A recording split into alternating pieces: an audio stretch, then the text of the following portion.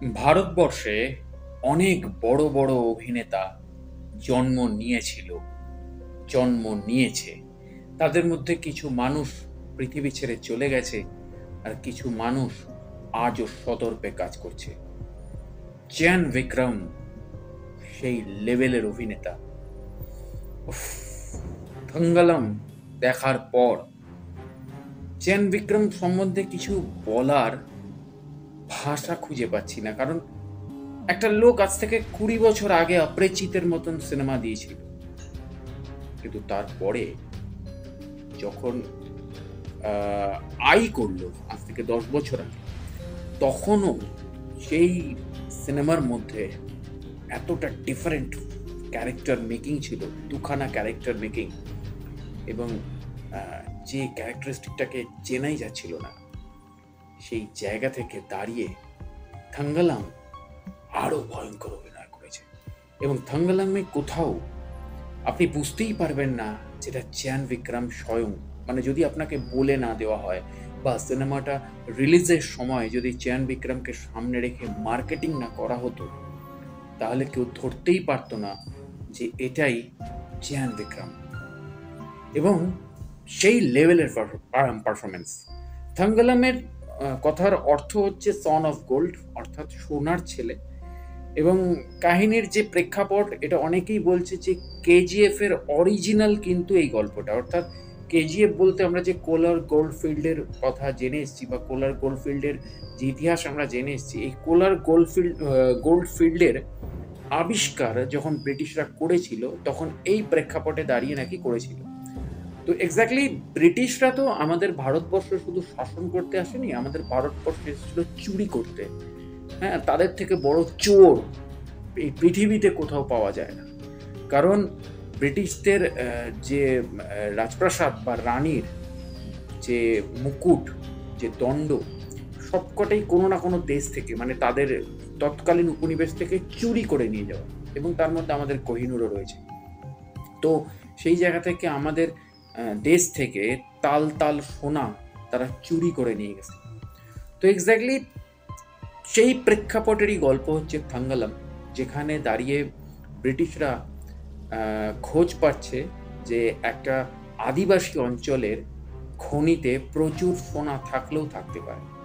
এইবার সেই আদিবাসী অঞ্চলটাকে ফাঁকা করতে হবে, এবং এই ফাঁকা করার জন্য ব্রিটিশরা তাদের একম অদ্বিতীয়ম ফর্মুলা, যে ফর্মুলায় তারা ভারত কেন পৃথিবীর সমস্ত তাদের যে উপনিবেশিক দেশগুলো ছিল সেই দেশগুলোকে ভেঙেছিল, সেই ডিভাইড অ্যান্ড রুল পলিসি, অর্থাৎ স্বজাতি বিরোধ, নিজের লোকেদেরকেই নিজের লোকেদের বিরুদ্ধে খেপিয়ে তোলার যে রাজনীতি ব্রিটিশরা, যে রাজনীতি আমাদের মধ্যে ইনজেক্ট করে গেছিল, এবং যেটা আজও আজও আমাদের সোসাইটিতে, মানে আমাদের ভারতীয় উপমহাদেশ, সেটা আমাদের ভারতবর্ষে হোক, পাকিস্তানে হোক, বাংলাদেশে হোক, শ্রীলঙ্কাতে হোক, বা ব্রিটিশদের যতগুলো উপনিবেশ আছে, যেগুলো আজকে স্বাধীন স্বাধীন রাষ্ট্র, তাদের প্রত্যেকের মধ্যে আজও স্বজাতি বিরোধ বা স্বজাতির মধ্যে রেষারেষি, শত্রুতা বা এঁদো কাঁকড়ার লড়াই আমরা দেখতে পাই। এই ফর্মুলা ব্রিটিশরা ঢুকিয়ে দিয়ে গেছে।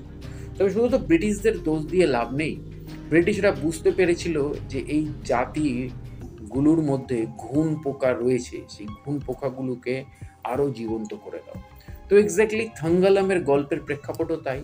আদিবাসী একটা অঞ্চলকে ঘিরে গল্প, সেই অঞ্চলের খনির মধ্যে সোনা থাকলেও থাকতে পারে এই প্রেডিকশন থেকে সেই অঞ্চলটাকে খনন কার্য শুরু করা হবে, কিন্তু সেই অঞ্চলের আদিবাসী গ্রামবাসীরা তারা এর বিরোধিতা করে। তখন ব্রিটিশরা সেই গ্রামেরই বেশ কিছু লোককে পয়সা দিয়ে হায়ার করে, এবং তাদেরকে সেই বিরোধী গ্রামবাসীদের বিরুদ্ধে খেপিয়ে তোলে, এবং নিজেদের মধ্যে একটা লড়াই লাগিয়ে দেয়। এর মধ্যে থেকে চিয়ান বিক্রমের উত্থান হয়, অর্থাৎ থাঙ্গালামের উত্থান হয়, সন অফ গোল্ড।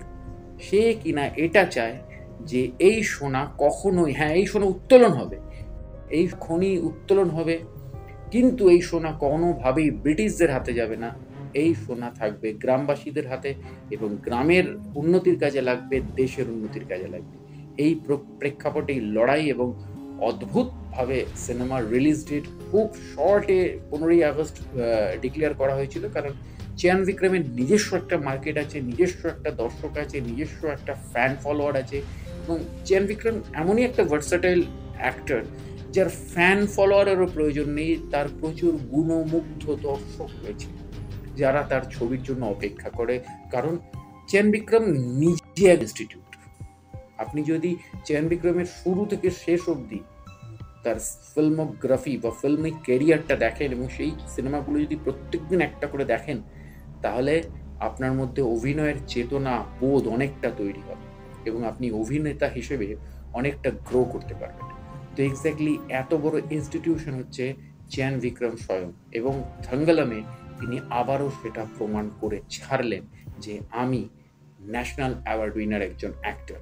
এবং বিশ্বে মানে ভারতবর্ষের অন্যতম সুপারস্টার চ্যান বিক্রম, কারণ তার ছবি পৃথিবীর বিভিন্ন দেশে বিজনেস করে।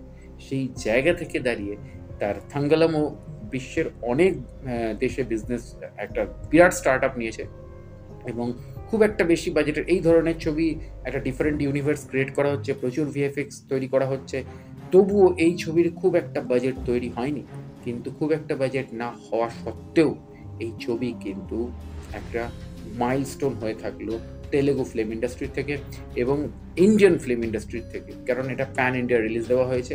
এবং সেই জায়গা থেকে দাঁড়িয়ে থাঙ্গালাম মাস্ট ওয়াচ ফিল্ম, ফ্যামিলি নিয়ে, বাড়ির বাচ্চাদের নিয়ে সিনেমাটা দেখা উচিত। এবং তার সাথে সাথে ওই যে বললাম, একটা গ্রেট অ্যাক্টিং ইনস্টিটিউশন চ্যান বিক্রম স্বয়ং নিজেই, ফলে তার গুণমুগ্ধ দর্শক তো থাকবেই, তারা যাবেই। তো অবশ্যই মাস্ট ওয়াচ ফিল্ম। তো দেখা হচ্ছে পরের ভিডিওতে, জুড়ে থাকো আমার চ্যানেলের সাথে। নমস্কার।